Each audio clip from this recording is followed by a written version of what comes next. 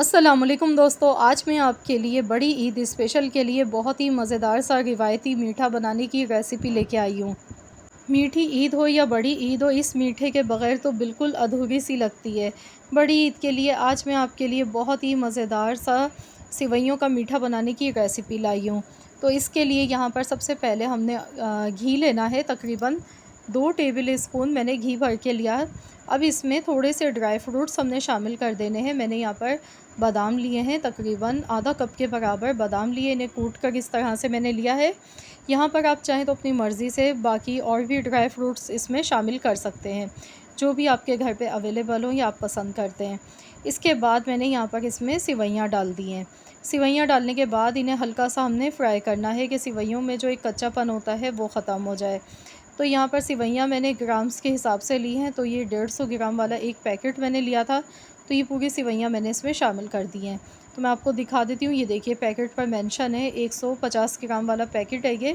तो ये सिवैयाँ मैंने ली थी यहाँ पर, और मैंने इन्हें इस तरह से हाथ से तोड़कर छोटे पीसेस में करके डाल दिया। सिवैयों को हल्का सा बस हमने रोस्ट करना है।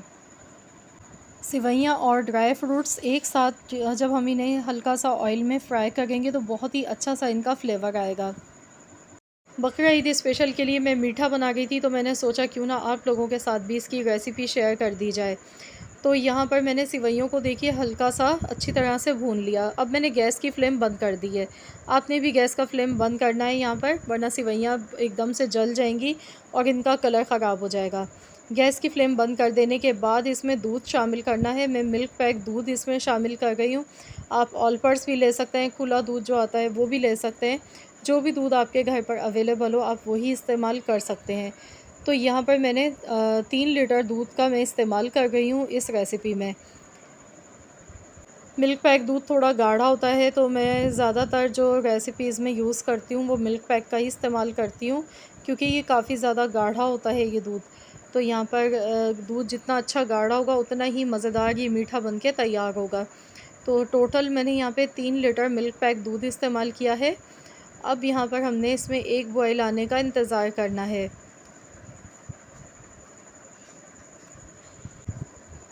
तो जब दूध में बॉयल आने लगेगा तो फिर इसकी गैस की फ्लेम हमने लो कर देनी है, और हमने इसे अच्छी तरह से पकाना है। तकरीबन 10 से 12 मिनट के लिए पकाना है कि सिवैयाँ इसमें अच्छी तरह से सॉफ़्ट हो जाएं।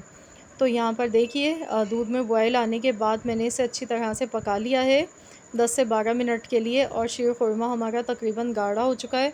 अब इसमें 2 कप चीनी मैं इसमें शामिल कर रही हूँ। 2 कप मैंने चीनी शामिल की है। आप यहाँ पर मीठा अपनी मर्ज़ी के मुताबिक डाल सकते हैं, जितना आप पसंद करते हैं। तो यहाँ पर आप चेक कर लीजिएगा, अगर आपको कम लगे तो आप मज़ीद और भी डाल सकते हैं। तो यहाँ पर चीनी डालने के बाद इसमें हमने पिसी हुई इलायची का पाउडर शामिल करना है। मैंने यहाँ पर साबुत इलायची भगार में शुरू में नहीं डाली थी, क्योंकि फिर वो मुँह में आती है, अच्छी नहीं लगती है। तो इसीलिए यहाँ पर मैंने इलायची का पाउडर डाला है 1 टीस्पून। इससे बहुत ही अच्छी ज़बरदस्त खुशबू आएगी। खुशबू के लिए केवड़ा एसेंस मैं इसमें थोड़ा सा डालूँगी। तो ये देखिए केवड़ा एसेंस है मेरे पास, तो 2 से 3 ड्रॉप्स हमने यूज़ करने हैं, क्योंकि एसेंस है इसकी खुशबू बहुत तेज़ होती है, इसीलिए ध्यान से डालिएगा। 2 से 3 कतरे काफ़ी होते हैं इसके। अब इसे भी अच्छी तरह से मिला लेते हैं। थिकनेस भी मैं आपको दिखा देती हूँ, ये देखिए इस तरह की है। जब ये ठंडा हो जाएगा तो ये मज़ीद और गाढ़ा हो जाता है।